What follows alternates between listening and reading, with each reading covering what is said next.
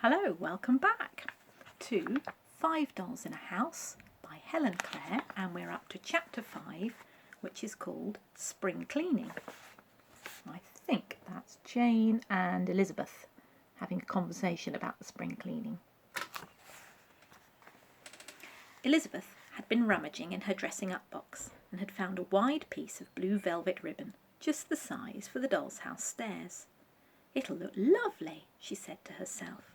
"We'll pin it on with drawing pins, as I haven't any stair rods, and Vanessa will think it's awfully grand."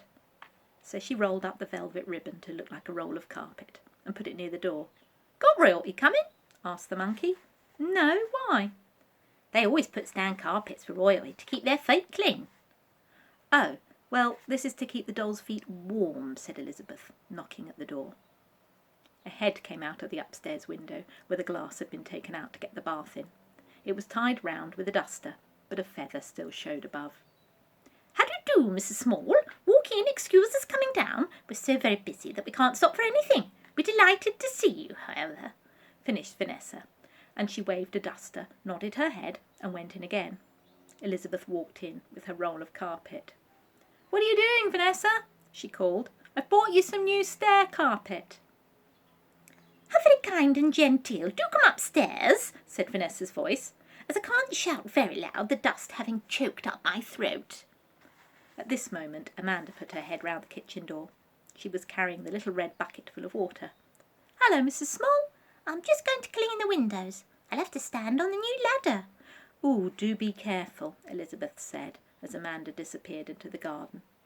Then Jane looked out of the parlour. "We've put nearly all the furniture outside, so we're hurrying to finish before it rains. Excuse my going on, Mrs. Small." And she disappeared again. "Of course," said Elizabeth, going up the stairs. Not that they need worry about the rain, she thought. "Dear Mrs. Small," began Vanessa, as Elizabeth went into one of the bedrooms, "that tiresome Charm never came, you know. So in the end we thought, ladies or no ladies, we'd better do the spring cleaning ourselves, especially as the spring is nearly halfway through. So here we are," she finished. She had a large apron on, not very well tied at the back, and was standing on a chair. In her hand was a long pointed brush. "I'm just getting all the cobwebs down with this," she said. "Only the handle is so long, it makes it difficult to hold, especially when you're not used to cleaning us so genteel as we all are." "Oh, it's a paintbrush," said Elizabeth. "No, it isn't, Mrs. Small. It's a soft broom, I assure you, made for very tall people. Or else very tall rooms, I couldn't say which, dear, she muttered, as the apron slipped off. "I wonder, would you mind tying the strings, as I haven't my spectacles, Mrs. Small," she said. "She don't wear spectacles never," said the monkey down the chimney. "And anyway, you don't use 'em behind your back." Vanessa blushed very red. The fact was, she couldn't tie knots and bows, so Elizabeth did it for her. "I'm afraid the poor cobs won't like it, but they shouldn't have built their webs there. That's all I can say," she went on, poking with Elizabeth's paintbrush. "You mean spiders, Vanessa?" "I mean cobs. If they're cobwebs, they must be cobs, surely. Special kind of spiders," she whispered. "And did you say you bought some stair carpet, Mrs. Small? You couldn't have bought it on a better day. The stairs will be all clean and ready. Most kind and genteel." "Yes," said Elizabeth. "We'll have to fix it on with drawing pins." "I can't see how drawing pins will fix it on. Drawing them where?" "I'll show you when the time comes. Can't I help, please, Vanessa?" "How very kind of you. If you go next door, you'll find Lupin and the paying guests sweeping or polishing or something. I'm sure they need help. Only don't hold that mop for more than a few minutes at a time, I beg of you," she whispered. "Why ever not?" "Well, unfortunately, it melts, the handle. I bought it from a man at the door. It was probably a burglar. Very rough. That's the worst of these cheap mops," she finished, giving a vicious dab at the far corner of the room. Elizabeth went into the other room to see the queer mop. "Hello, Mrs. Small," cried Lupin gaily. "How do you do?" the paying guest said. She had just learnt this sentence and was very proud of it. "Hello," said Elizabeth. "What are you doing? What are you polishing with? What's that you're polishing with, Lupin?" "It's floor polish, I expect." It isn't. It's my cold cream." "Well, it's very good. We put it on this old pair of knickers, and one of us sits on it, and and the other pushes, and she flies across the room, and that polishes the floor. Oh, I see. What a good idea. Can I have a go? Yes, I'll use this mop a bit if it's gone hard again, said Lupin. The mop stood against the wall. Its handle drooped into a very odd shape. Elizabeth couldn't help laughing at the mop. It was one of those greasy crayons, and the end was the bobble off one of her bed socks, pinned on it with an ordinary pin. It made a very good mop, except for the way it melted. We get so hot, and then it goes soft as toffee, explained Lupin. Ah, I wish it is toffee, sighed Jacqueline. Does Vanessa know the way you polish the floor? Said Elizabeth, as she skidded across the room on the old rag. No, we hope she won't come in yet. I'm going to chalk these walls too. Chalk the walls? Yes, over the bits that are dirty. Vanessa thought of that, and she said it was called distempering. I suppose she meant, said Lupin doubtfully, that the walls were in a temper with all their dirty patches, and this would distemper them. But I don't quite understand. I think Vanessa needs distempering sometimes, she added, when she gets cross, you know.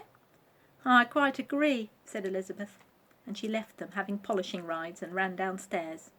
Jane looked very pink with sweeping and dusting, and the parlour looked much cleaner. I rather like getting things clean, Mrs. Small, she admitted. Only this stiff broom is very funny shape. You have to kneel down so. It was an old toothbrush. Oh, how awkward, said Elizabeth, because the bristles come out the wrong way. Yes, that's it, of course, said Jane. I couldn't think what was wrong, but it makes it very difficult to sweep. However, I've managed, she said. And I've got some lovely dusters in this little book with pretty pointed edges. It was a book of cloth patterns which Elizabeth's mother had given her. They did beautifully for dusters. Oh, you could use them for mats too, said Elizabeth. Yes, we do, said Jane. They're such pretty colours. Now, I must just dust all these magazines, she went on, picking up a pile of old stamp books, green and fawn, which Elizabeth had taken out of waste paper baskets and put in the doll's house. They're very large, began Jane. Does Vanessa like them? Oh, yes, she's always reading them. She calls them her tittle-tattles. They come once a week, and she says they're all about high life. What is high life, Mrs. Small? Dukes and duchesses and kings and queens, I think, said Elizabeth. Vanessa says her father's a duke. Do you believe it? I don't know. I never heard her say it, said Elizabeth, laughing. And she says she knows several duchesses. She says the tittle-tattles are full of pictures, but I've only ever seen one, and that was a lovely picture of the Queen. We stuck it on the wall. It must have been meant to, because it had a sticky back. There it is. And Jane pointed proudly to a halfpenny stamp on the parlour wall, rather crooked. I'll just dust it, she said. Dusting Her Majesty, I see, said Vanessa briskly, as she came in at this moment. I must say, this room looks better. I just want the stiff broom to do down the stairs, as kind Mrs. Small has brought some new carpet, Jane. Thank you. We don't understand this broom, Mrs. Small, she whispered. It's another thing I bought at the door. Very odd. If Amanda's done the windows, we'll be nearly ready to bring the furniture back. I'll go and see how she's getting on, said Elizabeth. Amanda looked most dangerous. She had finished the back and was doing the top front windows.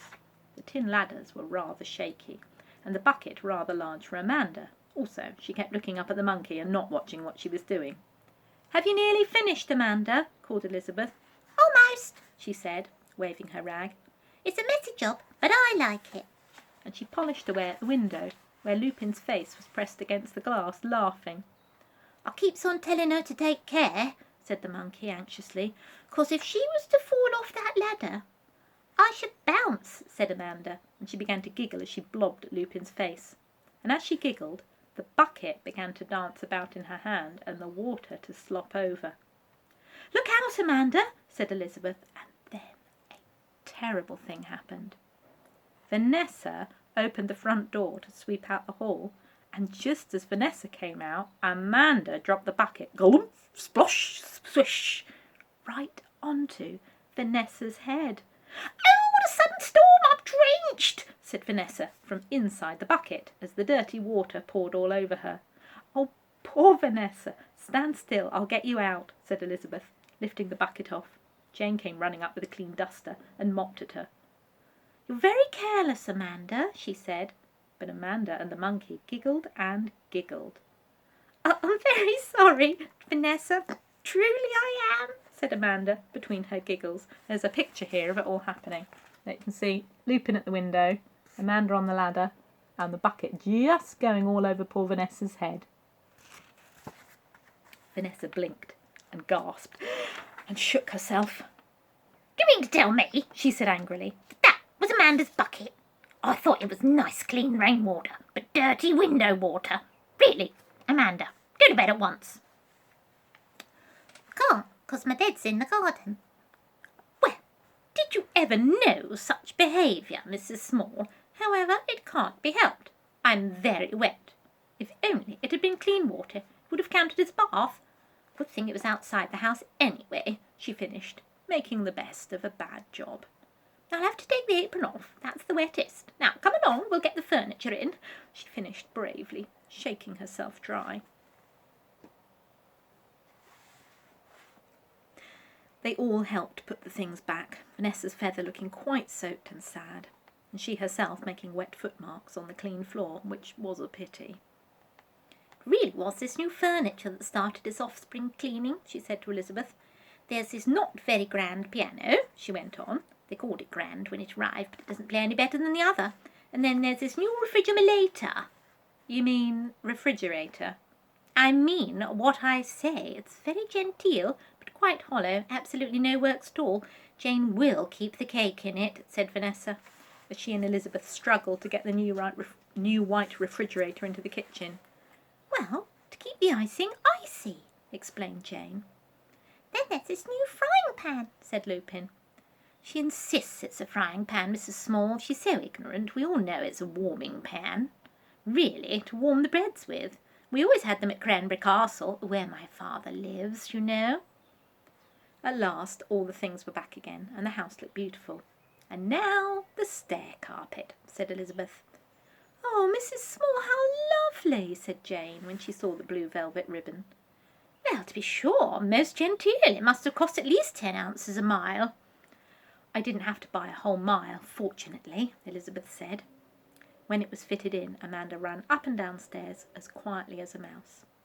"And that's an improvement, I can tell you, Mrs. Small. She usually clatters and clatters. It's her feet, you know," Vanessa said in her loud whisper. "They're wood. Now, Jane's are much more ladylike, leather. But, of course, the carpet has made all the difference. Quite like Cranberry Castle." "Well, now we've finished, I must go," said Elizabeth. "I'm so glad it's all done. And Vanessa, I do hope you won't catch a cold," she added. "Oh, not I," said Vanessa. "I never do. It's these cheap noses that catch colds, like the paying guests," she sniffed, as Jacqueline ran down the velvet carpet. "Goodbye, Mrs. Small. Thank you for the lovely carpet. Goodbye, goodbye." As Elizabeth walked away, she saw the monkey laughing into his paws. "What are you laughing at?"